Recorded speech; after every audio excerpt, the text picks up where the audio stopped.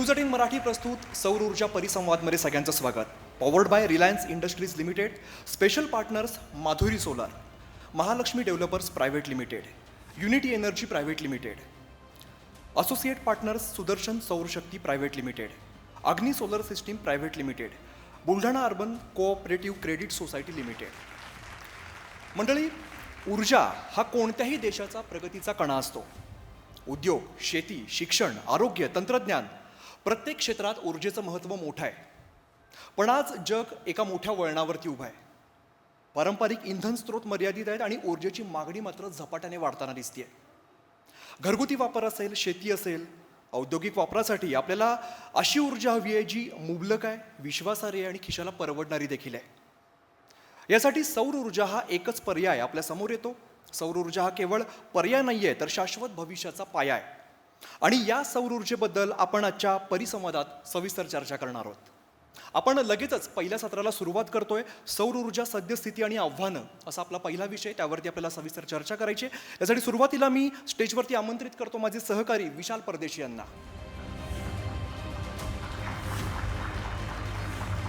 आपल्याला परिसंवादासाठी पाहुणे लाभलेत. महाऊर्जाचे general manager विनोद शिरसाट यांना सुद्धा मी स्टेजवरती आमंत्रित करतो. पर्ल एंटरप्राइजेसचे CEO संजय देशमुख यांना मी स्टेजवरती निमंत्रित करतोय. मी विशालांना विनंती करतो की त्यांनी मान्यवरांचा पुष्पगुच्छ देऊन स्वागत करायचं आहे. इथून पुढची सूत्र माझे सहकारी विशाल परदेशी यांच्याकडे. धन्यवाद अमित. न्यूज 18 मराठी सौर ऊर्जा परिसंवादात आपलं सगळ्यांचं खूप खूप स्वागत. मंडळी, ऊर्जेशिवाय आपण जगू शकत नाही. ऊर्जा हा जगण्याकरता, रोजच्या आयुष्यात पुढे जाण्याकरता आणि इव्हन ज्या पद्धतीने आपण म्हणतोय की राज्याचा विकास होतोय, तो विकास वेगवेगळ्या क्षेत्रांमध्ये होतोय, हा विकास ऊर्जेशिवाय शक्य नाही. एक वेळ होती, स्वातंत्र्यानंतरचा काळ होता की गाव तिथे रस्ता, रस्ता तिथे ST असं म्हणलं जायचं. पण आता जिथं जिथं घर आहे तिथं तिथं वीज पोहोचलेली आहे. पण या विजेची निर्मिती ज्या साधनांच्या माध्यमातून होते, ती साधनं आपल्याला किती दिवस पुरणार आहेत? ती संपुष्टात येतात. मंडळी, म्हणून तर आजच्या या परिसंवादात आपण चर्चा करतोय सौर ऊर्जा सद्यस्थिती आणि आव्हानं. ही आव्हानं काय आहेत आणि त्या आव्हानांमध्ये सौर ऊर्जा आपल्याला किती महत्त्वाची आहे, त्याच्या दृष्टीने आपण कशा पद्धतीने काम करू शकतो. मान्यवर मंडळी आपल्याबरोबर आहेत. आपल्याबरोबर आहेत महाऊर्जाचे जनरल मॅनेजर विनोद शिरसाट, आपल्याबरोबर आहेत पर्ल एंटरप्राइजेसचे CEO संजय देशमुख. आपलं खूप खूप स्वागत.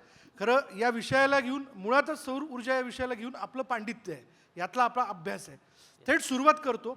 सद्यस्थितीत आपण बघितलं तर महाराष्ट्र खास करून म्हणजे आपण औष्णिक विद्युत निर्मितीमध्ये आहोत, आपण जलविद्युतमध्ये आहोत, पवनचक्की देखील काही गावांमध्ये आपल्याला दिसून येते, त्यातनंही विजेची निर्मिती होते. पण सौर ऊर्जा याबाबत महाराष्ट्र नेमका कुठे? सर्वांना नमस्कार. सर्वप्रथम मी न्यूज मराठी लोकमत 18 यांचं सहर्ष स्वागत करतो की त्यांनी सौर ऊर्जा परिसंवाद आयोजित केलेला आहे.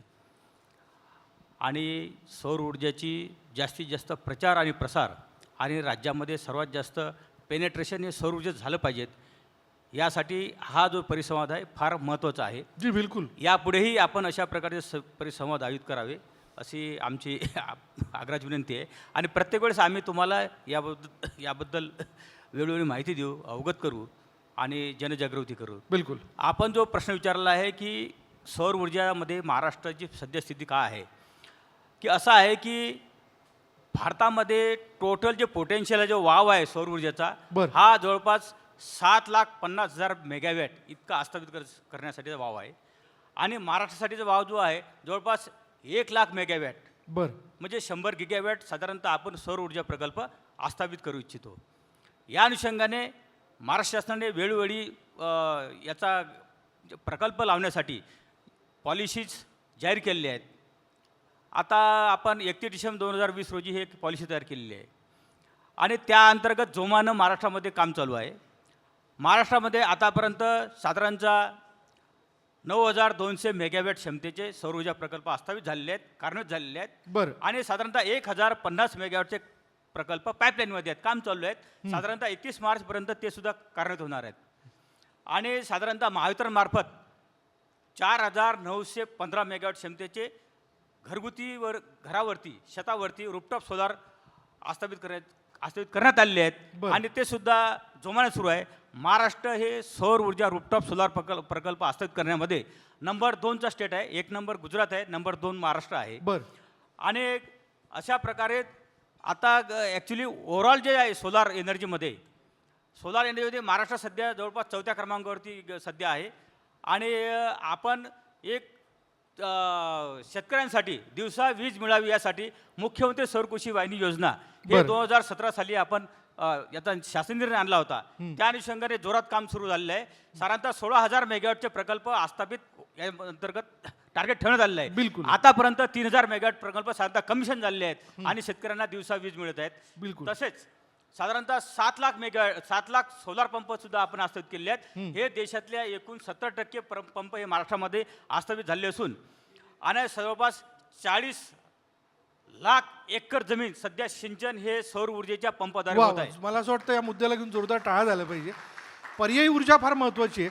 श्री देशमुख सर, या सगळ्या याच्यामध्ये मला आजही आठवतं बरं का, म्हणजे मी कुठला कालावधीची तुम्हाला मी आठवण करून देईल. साधारण 1994-95 आम्ही तेव्हा सौर ऊर्जा याचा आमचा जो परिचय झाला तो एक जेवण बनवण्याची काचेची पेटी असायची पूर्वी, आणि त्यामध्ये असे काळ्या रंगाचे डबे होते ज्याच्यामध्ये तुम्ही वरण भात भाजी या सगळ्या गोष्टी करू शकत होतात. तो आमचा सौर ऊर्जेच्या संदर्भातला तोंड परिचय. मग आम्ही दिवे बघायला लागलो, पॅनल बघायला लागलो त्यावरचे. पण आज सौर ऊर्जा या विषयामध्ये मोठी प्रगती झालेली आहे. त्याकडे तुम्ही कसं बघता? जसं यांनी म्हटलं की ज्या प्रमाणात विजेची किंवा ऊर्जेची निर्मिती होते 2035 पर्यंत सौर ऊर्जा हा एक सशक्त पर्याय आपल्यासमोर असेल का? मी धन्यवाद देतो न्यूज मराठी 18ला की त्यांनी आम्हाला इथं निमंत्रित केलं आणि या सौर ऊर्जा परिसंवादामध्ये भाग घेण्यास संधी दिली. जसं तुम्ही सांगितलं की ठीक आहे, 1995ची गोष्ट करत आहे. मी स्वतः ॲज अ माधुरी सोलर म्हणून आम्ही जे काही कंपनी माझी आहे गेली 25 वर्ष काम करते. बरं. तर पूर्वी सोलर म्हणजे फक्त तुम्ही म्हणताय तसं की फक्त कुकर, सोलर कुकर म्हणतात हो, त्याला. तो नॉस्टॅल्जिया आहे आमचा, ते आठवतं आम्हाला. हां, सोलर कुकर्स होते आणि दुसरं होतं ते फक्त वॉटर हीटर्स होते. बिलकुल. त्यामुळे लोकांना फक्त ते पाणी गरम करतं एवढंच माहीत होतं. आणि जेव्हा मी सुरुवात केली सर, तेव्हा साधारण 2000 साली आमची सुरुवात झाली. तर तेव्हा फक्त 2-3च प्रोडक्ट होते. त्याच्यामध्ये सोलर लँटर्न होतं, सौर कंदील ज्याला आपण म्हणतो तो, होम लाईटिंग सिस्टीम आणि स्ट्रीट लाईटिंग. हे 3च प्रोडक्ट होते की ज्याच्यामध्ये जसं तुम्ही म्हटलं की लोड शेडिंग प्रचंड होतं पूर्वी, किंवा आजच्या पिढीला ते लोड शेडिंग माहीत पण नसेल. तर तेव्हा म्हणजे आम्हाला जेव्हा कोणी विचारतं की हु इज युअर कस्टमर, कोण आहे, तर आजही आम्ही तेच सांगतो की जे इलेक्ट्रिसिटीचा वापर करतात ते आणि जी लोक इलेक्ट्रिसिटीचा वापर करत नाहीत ते, दोघंही आहेत. दोघंही आहेत. ज्यांना जिथे जे इलेक्ट्रिसिटी नाही त्यांना सौर ऊर्जेशिवाय पर्यायच नाही. आणि आता नवीन ज्या टेक्नॉलॉजी आलेल्या आहेत त्याच्यासाठी सौर ऊर्जा वापरूनच आता आपण हे जे काय अधिक भार आहे किंवा जे जनरेशन आहे रिन्युएबल एनर्जी थ्रू आपण जो करतोय तो. त्यामुळे की पूर्वी आम्हाला लोकांना खूप गावागावामध्ये आम्ही ते परिसंवाद घ्यायचो, यात्रांमध्ये परिसंवाद घ्यायचो आणि आम्ही त्यांना ते समजावून सांगायचं की इलेक्ट्रिसिटी कशी जनरेट होते वगैरे. त्यामुळे आज आणि पूर्वी याच्यामध्ये खूप डेव्हलपमेंट झालेलं आहे. पूर्वी नव्हते, आता अवेअरनेस खूप झालेलं आहे. एकूणच या सगळ्या याच्यात गेल्या 5 वर्षात आपण बघतोय की मोठी प्रगती झाली आहे. म्हणजे टेक्नॉलॉजी पॉईंट ऑफ व्ह्यूने हे साधं सोपं कसं आहे? कसा सर्वसामान्य माणूस या सौर ऊर्जेचा फायदा घेऊ शकतो? कारण मी मध्यंतरी आमच्या देखील वाचण्यात एक बातमी आली. आता अँकर म्हणून आम्ही रोज वेगवेगळ्या बातम्या हाताळत असतो. पण 0 बिल करणं हे कसं शक्य आहे आजच्या वेळेमध्ये? वीज बिल असं आहे की आपण जर एक महाऊर्जाची इमारत बघितली तर ते नेट झिरोमध्ये आहे. आमच्याकडे जवळपास 300 मेगावॅटचा सोलार प्लांट आस्थापित केला आहे बिल्डिंगसाठी, बरं, शासकीय इमारतीसाठीचा. आणि साधारणतः आम्हाला दर महिन्याला साधारणतः 12,000 युनिट लागतात. परंतु आम्ही महावितरणला आहे ना जवळपास 13,000 युनिट एक्सपोर्ट करतो. म्हणजे तुम्ही Yes. स्वतः ऊर्जा निर्मिती? यस ऊर्जा निर्मिती करतो. आमचं ऑफिस सुद्धा आमच्या स्वतःच्या ऑफिसपासून सुरू आहे. बरं. त्यामुळे आमची बिल्डिंग नेट सुरू झालेली आहे. म्हणजे तुम्हाला वापरून जी उर्वरित वीज असते ती महावितरणला तुम्ही देऊ करता? यस. त्यामुळे काय झालं की सर्व लोकांना याची जनजागृती होण्याच्या दृष्टिकोनातून केंद्र शासनाने PM सूर्यघर मुक्त बिजली योजना ही योजना अंमलात आणली. त्या अंतर्गत महाराष्ट्रामध्ये सर्व लोकांच्या घरावरती, सर्व रेसिडेन्शियल आहेत, सर्व कोऑपरेटिव्ह सोसायटीज आहेत, सर्व शासकीय इमारती आहेत त्यांनी सौर ऊर्जा प्रकल्प हस्तांतरित करायचा आणि सौर ऊर्जेचा वापर करावा बर या दृष्टीकोनातून प्रयत्न चालू केलेले आहेत. आता मी एक तुम्हाला एक्झाम्पल सांगतो की राज्यामध्ये साधारणतः 1,03,084 इमारती आहेत, शासनाच्या इमारती आहेत. कलेक्टर बरं. ऑफिसमध्ये तहसील म्हणा, प्रायमरी सेंटर, जिल्हा परिषद शाळा म्हणा, प्रायमरी सेंटर म्हणा, ग्रामपंचायत ऑफिस म्हणा, पशुसंवर्धन कार्यालय म्हणा, तलाठी कार्यालय म्हणा, असे सर्व जवळपास 1,03,000 बिल्डिंग जवळपास आहेत. 1,03,000 इमारती आहेत. हा त्यातल्या आम्ही त्याचं सर्व तांत्रिक सर्वेक्षण केलेलं आहे. सर्व इमारती आपल्याला सौर ऊर्जावर आणायच्या आहेत. यासाठी सर्वप्रथम आम्ही तांत्रिक सर्वेक्षण केलं. त्यातल्या 33,536 इमारती हे टेक्निकल फिजिबल आहेत. बर त्या दृष्टीतून आम्ही सर्व 33,536 इमारती जे फिजिबल आहेत त्यांचे अंदाजपत्रक तयार करून त्याचे तांत्रिक मंजुरी आदेश सर्व संबंधित कलेक्टर यांना सादर केले आहेत आणि त्याचा रिझल्ट असा आहे की त्यांनी आम्हाला प्रशासकीय मान्यता दिलेली आहेत आणि आमचे काम जोमात सुरू आहे. आतापर्यंत जवळपास 5,600 इमारतीचं सौर ऊर्जेवर उद्युतीकरण झालेलं आहे. बर आणि बाकी जवळपास 2,200 इमारतीचं काम सध्या प्रगतीपथावर आहे आणि पुढील 31 डिसेंबर 2026 पर्यंत सर्व राज्यातील शासकीय इमारती हे सौर ऊर्जेवरती परावर्तित होणार आहेत. बर हे एवढंच नाही सर, तर आणखी आपल्याला राज्याला 20 लाख टार्गेट दिलेलं आहे. प्रत्येक वैयक्तिक जे घर आहेत बरं. त्यांच्या घरावरती सौर ऊर्जा प्रकल्प हस्तांतरित करायचे आहेत. बर त्यातली जवळपास 3 किलोवॅटपर्यंत 78,000 सबसिडी हे केंद्र शासनाने दिलेली आहे बर आणि सध्या महाराष्ट्राच्या मध्ये 2 नंबरवरती आहे. जवळपास 6.5 लाख घरावरती ऑलरेडी बसलेलं आहे. बरं. आणि दररोज हे सिस्टीम लागतात, जवळपास 200-300 सिस्टीम लागणं चालू आहे. रोज ती संख्या वाढत चालली कंटिन्युअस आहे. प्रोसेस. देशमुख सर तुम्हाला काहीतरी मुद्दा ऍड करायचा होता. हो की सरांनी ते जे सांगितलं ते गव्हर्नमेंट रिलेटेडचे ते माहिती दिली. बरोबर बरोबर आपल्याला सर्वसामान्य ग्राहकाच्या डोक्यामध्ये असतं की मला माझं बिल 0 बिल कसं होईल. बरोबर हा माझाही तोच तर प्रश्न आहे. चला, माझं एक घर आहे, माझी त्याच्यामध्ये इमारत कन्सेप्ट आहे. असं आहे की सर की ही जी PM सूर्यघर योजना आहे याच्यामध्ये आपण काय होतो की त्यांचे इयरली कन्झम्पशन काय आहे आणि त्या कन्झम्पशनवरती ठरतं की त्याचा वापर जेवढा आहे त्याप्रमाणे त्याची सिस्टम ठरते किती किलोवॉटची सिस्टम त्यांना दिली गेली पाहिजे. आणि याला प्रमोशन करण्यासाठी म्हणून पर किलोवॉट एका किलोवॉटला 30,000, 2 किलोवॉटला 60,000 आणि 3 किलोवॉटला 78,000चा कॅप हा सेंट्रल गव्हर्नमेंटने दिलेला आहे. त्यामुळे काय होतं की जेवढी रिक्वायरमेंट आहे तेवढी जर जनरेशन जर झालं तर नॅचरली त्याचं बिल हे शून्यमध्ये येतं. तर त्यामुळे लोकांच्यामध्ये ही जी काय स्कीम आहे खूप पॉप्युलर होत चाललेलं आहे. सरांनी सांगितलं सर डेली प्रचंड इन्स्टॉलेशन्स होत आहेत आत्ता आणि याचा अवेअरनेस खूप वाढलेला आता. म्हणजे आता बऱ्याचशाच म्हणजे आपल्यासारखे चॅनल आहेत, वेगवेगळ्या मीडिया आहेत की त्याच्यामुळे लोकांच्यात एक अवेअरनेस आलेला आहे. आणि दुसरं असं की त्याची कॉस्ट खूप कमी झालेली आहे. बरं हा नाही पूर्वी तो एक समज होता, म्हणजे वास्तविकता होती की त्याचे इक्विपमेंट ते सगळे उभारणं ते बसवणं ते फार खर्चिक होतं. पण आज नेमकी काय परिस्थिती आहे? सर्वसामान्य माणसाला परवडू शकतं? 100% एखादा शेतकरी आपल्या त्याच्याकडे असणाऱ्या जागेमध्ये हे पॅनल उभारू शकतो? हां, ह्यामध्ये कसं की प्रत्येकाचे सौर ऊर्जेचा जो वापर आहे सर तो वेगवेगळ्या याच्यासाठी आहे. ॲग्रिकल्चरसाठी वेगळा आहे, जो शेतकऱ्यासाठी आपण म्हणतो की पंपासाठी आहे, रेसिडेन्शियलसाठी वेगळा आहे आणि इंडस्ट्रीसाठी सुद्धा वेगळा आहे. त्यामुळे जेवढी जागा आहे त्याचं एकच लिमिटेशन आहे की माझ्याकडे जेवढी स्पेस अवेलेबल आहे टेरेसवरती असो घरावरती असेल तर आम्हाला तेवढ्या कपॅसिटीचा तो पॉवर प्लांट त्याच्यावरती लावता येतो. आणि त्याला जेवढे रिक्वायरमेंट आहे म्हणजे पूर्वीची प्राईस तुम्ही म्हटला जेव्हा मी सुरुवात केली तेव्हा साधारण 250-240 रुपये पर वॉट मॉड्यूल होतं. बरं आज ते साधारण 25 रुपयेवर आलेलं आहे. नॉन बापरे, म्हणजे एवढं फरक हो पडला 15 रुपयेवर आलेलं आहे सर. म्हणजे 240 वरनं थेट 15 रुपये. एक्झॅक्ट. आणि टेक्नॉलॉजी पण खूप ॲडव्हान्स आलेलं आहे. पूर्वी लिमिटेशन होतं, जसं मी सुरुवातीच्या याच्यात सांगितलं की लँटर्न होम लाईटिंग सिस्टीम एवढंच होतं. आता एवढ्या ॲडव्हान्स सिस्टीम आलेल्या आहेत की तुम्ही घरी बसून मोबाईलमध्ये तुमचं रोजचं जनरेशन किती झालं, एक्सपोर्ट किती केला, इम्पोर्ट किती केला. तर ह्या टेक्नॉलॉजी ॲडव्हान्स झाल्यामुळे त्याची प्राईस बऱ्यापैकी कमी झालेली आहे. बरं हां काय आलं 2007मध्ये आम्ही पहिला 1 मेगावॅटचा solar power plant doctor Babasaheb Ambedkar सहकारी साखर कारखाना उस्मानाबाद या ठिकाणी लावला होता. त्यावेळेचा जो पॉवर परचेस ॲग्रीमेंट आहे ते साधारणतः 17 रुपये पर युनिट झालं होतं त्यावेळेस. बरं त्यावेळेस यांनी सांगितल्याप्रमाणे 200 रुपये पर वॅट किंमत होती सोलार पॅनलची.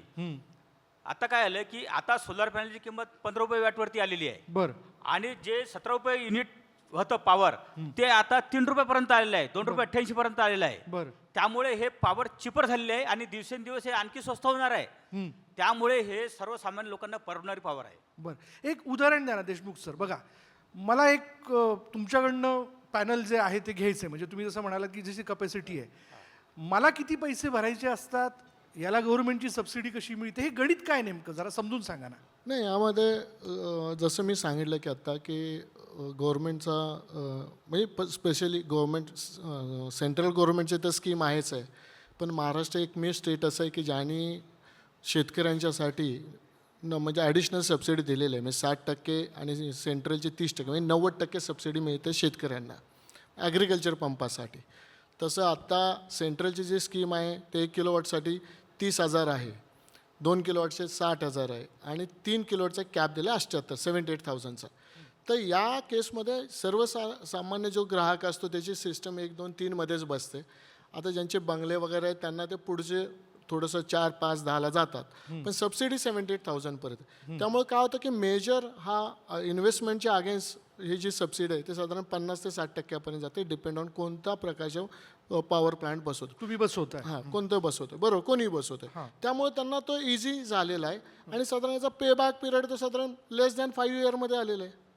आणि याच्यामध्ये तुम्हाला थोडीशी इन्व्हेस्टमेंट केल्यामुळे तुमची वीज बिल फ्री होऊन जाते. बरोबर.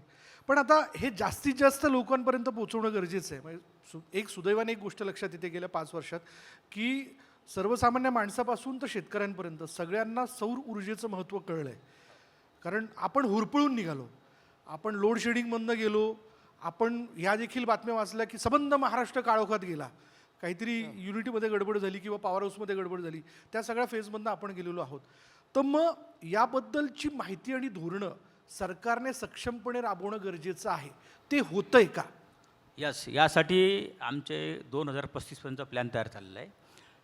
त्या अनुषंगाने विकसित महाराष्ट्र 2047 हा सुद्धा एक आराखडा तयार करण्याचं काम राज्य शासन स्तरावर चालू आहे. तर आता आपणास मी सांगू इच्छितो की मागच्या संडेला अपारंपरिक ऊर्जा धोरण बरं. 2026 हे मंत्रिमंडळामध्ये निश्चित झालेलं आहे. बरोबर. आता पुढील आठवड्यामध्ये त्याचा शासन निर्णय निर्गमित होणार आहे. या अनुषंगाने मी आपणास कळू इच्छितो की साधारणतः 2035पर्यंत बरं. हे टोटल जे पॉवर जनरेशन आहे महाराष्ट्रामध्ये त्यातलं 65% पॉवर जनरेशन हे रिन्युएबल एनर्जीमधून येणार काय आहे. म्हणता? 65%? 65%, yes. 100% पैकी 65%. Yes yes yes. मग यावरती आपण येऊन जाऊ सौर ऊर्जेवरती. सौर ऊर्जा आहे, त्यातली पवन ऊर्जा आहे, बॅगॅस को जनरेशन आहे. बॅगॅस को जनरेशन म्हणजे उसाच्या चिपडापासून पॉवर जनरेशन. बरं. साधारणतः या ठिकाणी जवळपास 3700 मेगावॅटचा आपल्याला वाव आहे उसाच्या चिपडापासून पॉवर जनरेशनचा. बरं. त्यातला ऑलरेडी 156 कारखान्यामध्ये आपण जवळपास 2700 मेगावॅटचं पॉवर जनरेशन ऑलरेडी केलेलं आहे साहेब. बरं.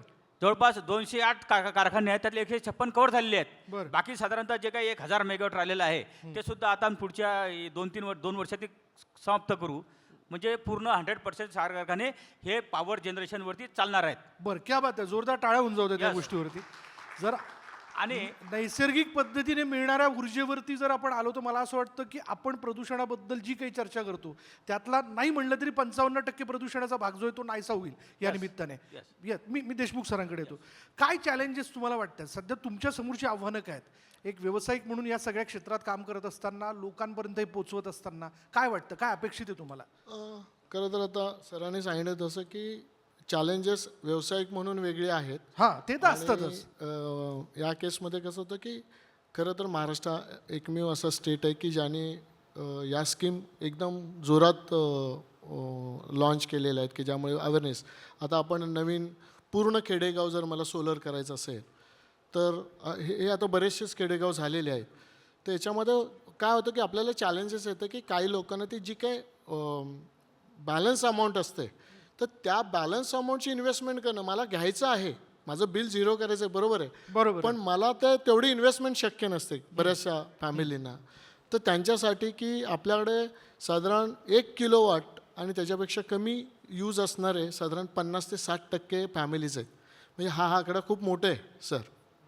तर त्या लोकांना सुद्धा आता नवीन एक स्मार्ट नावाची स्कीम फक्त महाराष्ट्र गव्हर्नमेंटनी केलेली आहे की ज्यामध्ये 90 ते 95% सबसिडी त्याही लोकांच्यासाठी आहे. याच्यानंतर आमचे काही सिनियर लोक आहेत तेही याच्यावरती प्रकाश टाकतीलच. तर त्यामुळे आता ॲज अ व्यावसायिक म्हणून आम्हाला पूर्वी जेवढी चॅलेंजेस होती तेवढी आता नाही. जसं सरांनी सांगितलं की आता प्राईस खूप कमी झालेली आहे, अवेअरनेस खूप वाढलेला आहे. तरी आम्हाला काय होतं की जो माइंड ब्लॉक आहे लोकांचा किंवा जे पेबॅक पिरियड मी म्हटलं की 4-5 वर्षाचा आहे, तर त्या गोष्टी थोडंसं समजावून सांगणं अजूनही काही लोकांना थोडंसं मुश्किल जातं. पण जो वाढलेला अवेअरनेस आहे त्यामुळं थोडं बिझनेस करणं आता सोपं झालेलं आहे. बऱ्याचशा गव्हर्नमेंटच्या पॉलिसी खूप शिथिल झालेल्या आहेत. बरं. त्यामुळे आता थोडंसं आव्हान आहे, पण तेवढी पूर्वीसारखी की मोठी आव्हानं नाही आहेत सर. नाही आहेत म्हणजे लोकांना सहज ते हां, समजतं, मग लोकं त्यामुळे ते स्वीकारतायत. स्वीकारायला सुरुवात झाली. आम्ही पूर्वी गेलो की त्यांना खूप एक्सप्लेन करायला लागायचं, वर्क कसं होतं, काय आहे वगैरे, आणि खूप हेवी प्राईस होते. आता तसं नाही. हा जो परफॉर्मन्स दिसतोय हा बिकॉज ऑफ द अवेअरनेसमुळेच दिसतोय सर. मी एक साधा सर्वसामान्यांच्या मनातला प्रश्न आहे, म्हणजे सहज एक ज्येष्ठ नागरिक बोलता बोलता असं म्हणाले होते एका सोसायटीच्या मीटिंगमध्ये. आता मी देखील एका वसाहतीत राहतोय म्हटल्यानंतर ते पावसाळ्यात चालत नाही हो, ते पावसात काय कामाचं नाही आहे. मग त्यासाठी पुन्हा आपल्या मिळणाऱ्या त्या पॉवर इलेक्ट्रिसिटी याच्यावरती शिफ्ट व्हावं लागतं. मग काय म्हणजे यातनं कसं आहे, म्हणजे शेवटी निसर्गावरती अवलंबून असणारं हे सगळं तंत्र आहे, तर मग कसा त्याचा वापर आपण करू शकतो? हे आपण म्हणतो ते थोडी अंशतः खरं आहे, परंतु असं आहे की आपल्याकडे जे पाऊस आपण त्याला झडी म्हणतो त्याला, बरोबर. पूर्ण जर पावसाळा 4 महिन्याचा असेल तर पूर्ण पावसाळ्यामध्ये ऊन पडते आपल्याकडे, बरोबर. 100% ऊन पडते आणि त्याच्यावरती त्याच्यावरती सिस्टीम चालते. याला काही पूर्ण तुम्हाला 40 डिग्री सेंटीग्रेड किंवा असं मोठं टेम्परेचरची आवश्यकता नाही. बरं. 30 ते 35 डिग्री सेंटीग्रेड जरी टेम्परेचर असेल बरं. तर आपलं सोलार पॉवर प्लांट जो आहे तो जनरेशन देतो. ते खेचण्याचं काम Yes. करतं. हा. किंवा मग काही लोक काय करतात की इन्व्हर्टर लावून बॅटरी सुद्धा चार्ज करतात आणि त्यावेळेस सुद्धा त्या बॅटरीचा सुद्धा वापर करण्यात येतो. त्यामुळे एवढे काही म्हणजे क्लाउडी ॲटमॉस्फिअर जरी असलं किंवा सर आम्ही काय करतो की जेव्हा आम्ही सोलर प्लांट बसवतो तेव्हा आम्ही त्याचं वर्षाचं कन्झम्पशन चेक करतो बरं. आणि त्याला ते 10 महिन्यामध्ये जनरेट करतो. आता हे नेट मीटरिंग सिस्टीम असल्यामुळे प्रत्येक महिन्यामध्ये आम्ही एक 5%, 2%, 10% अशी एक्सेस पॉवर जनरेट करतो आणि ती पॉवर रिझर्व्ह पॉवर जे काही एक्सेस युनिट असतात ते रेनी डेजमध्ये वापरले जातात. अच्छा, म्हणजे ते तुम्ही रिझर्व्ह ठेवू शकता आणि हां, त्याचा म्हणजे वापर तुम्ही तो करू शकता. नेट मीटरचा तोच अर्थ असतो की नेट मीटर एक्सेस जे युनिट असतात ते MSIDCL असतात आणि वर्षानंतर त्याचे शेवटी ॲव्हरेज बेरीज घेऊन ते वापरले जातात. बरं. देशमुख सर, पुढल्या 5 वर्षात सोलर क्षेत्राला तुम्ही कुठं बघता? खरं तर पुढच्या 5 वर्षामध्ये म्हणा की इथून पुढच्या याच्यामध्ये की पॉवर रिक्वायरमेंट तर डे बाय डे खूप वाढत चाललेलं आहे. इंडस्ट्री एक्सपान्शन होतं आहे, इलेक्ट्रिक युजेस चाललेले आहेत. आज आपण पाहतो की इलेक्ट्रिक व्हेकल्स यायला लागलेले आहेत. बरोबर. त्यामुळं या बिझनेसला सर पुढचे नंबर ऑफ इयर्समध्ये प्रचंड स्कोप आहे. बरेचदा लोकांच्या मनामध्ये असं येतं की अरे आता हे सोलर पॉवर जनरेट केल्यानंतर मग कुठेतरी थांबेल किंवा किती पर्सेंटमध्ये होईल. पण सर येणाऱ्या याच्यामध्ये डबल टिबल पुढच्या चॅलेंजेस आहेत की तेवढी पॉवर वाढणार आहे. त्यामुळे आपल्याला देणगी आहे म्हणजे इंडियाला की आपल्याला 365 पैकी 310 दिवस आपल्याला ही पॉवर मिळते. त्यामुळं आपण एक जगामध्ये एक मोठी शक्ती, आपण एक मोठी हे तयार करू शकतो की ज्यामुळे आपल्याला पुढच्या याच्यामध्ये पॉवर हेच मोठी हे राहणार आहे पुढच्या फ्युचरमध्ये. आता नवीन काही जसं सरांनी सांगितलं तसं काही एनर्जी स्टोरेजसुद्धा नवीन टेक्नॉलॉजी येऊ घातलेल्या आहेत की आपण दिवसभर पॉवर जनरेट करून रात्री स्टोअर करू शकतो आपापल्या याच्यामध्ये आणि ते परत यूज करू शकतो रात्रीलासुद्धा. तर अशा बरेच नवीन टेक्नॉलॉजी पण येत आहेत. पण मी येणाऱ्या पुढच्या म्हणजे मी जेव्हा बिझनेस सुरू केला तेव्हा मी त्यांना सांगतो पुढचे 10 वर्ष तुम्हाला बिझनेस चेंज करायची गरज नाही. मी कोणी माझ्याकडे डीलरशिपला वगैरे आलं आणि आज मी ते सांगेन इथून पुढे 10-15 वर्ष तर 100% इतकी प्रचंड रिक्वायरमेंट आहे की तुम्हाला खूप स्कोप आहे यामध्ये काम करायला. त्यामुळं येणाऱ्या नवीन यूथला, नवीन एंटरप्रेनर येतात त्यांनी यामध्ये यायला आणि खूप लोक प्रचंड प्रमाणात या फील्डमध्ये येत आहेत. म्हणजे रोजगाराच्या संधी आहेत, प्रचंड रोजगाराला सर तुम्हाला देखील फायदा होऊ शकतो. हो. ते कसं जरा समजून सांगा ना. म्हणजे याच्यामध्ये सर सिम्पल मी सांगतो की आता रोजगारची संधी ग्रामीण भागाला सुद्धा किती आहे. कारण आता आम्ही सरांनी सांगितलं की कित्येक लाख पंप आम्ही महाराष्ट्रामध्ये बसवले आणि हे सगळे पंप शेतामध्ये बसतात. सर या सगळ्यामध्ये इन्स्टॉल करणारे हे ग्रामीण भागातले सगळी मुलं आहेत. अच्छा, आज त्यांचे सुद्धा टर्नओव्हर म्हणजे तुम्हाला सरप्राईज आहे की करोड रुपयेमध्ये झालेले. काय म्हणतात? कोट्यवधी रुपये. कोट्यावधी रुपयामध्ये ज्याने कधी शाळेत गेलेला नसेल पण त्याला इन्स्टॉलेशन करताना त्यांनी जर एक ट्रेनिंग घेतलं किंवा अशी कमी शिकलेले लोक आहेत किंवा टेक्निकल नसलेले सुद्धा ट्रेनिंग घेऊन हे जे काही इन्स्टॉलेशन करतात सर, तर यांच्यामध्ये ग्रामीण भागामध्ये हजारो यांच्या युवकांच्यासाठी हे रोजगार निर्मिती झालेलं आहे. ट्रान्सपोर्टवाल्यांना रोजगार निर्मिती झालेलं आहे. कारण आता महावितरणाने मेडाचे हे जे नंबर ऑफ लाख पंपाचे जे टार्गेट आम्ही प्रत्येक वर्षाला घेतो, त्या प्रत्येक एक पंपसुद्धा जर इन्स्टॉल करता मिनिमम 3 ते 4 लोकं लागतात.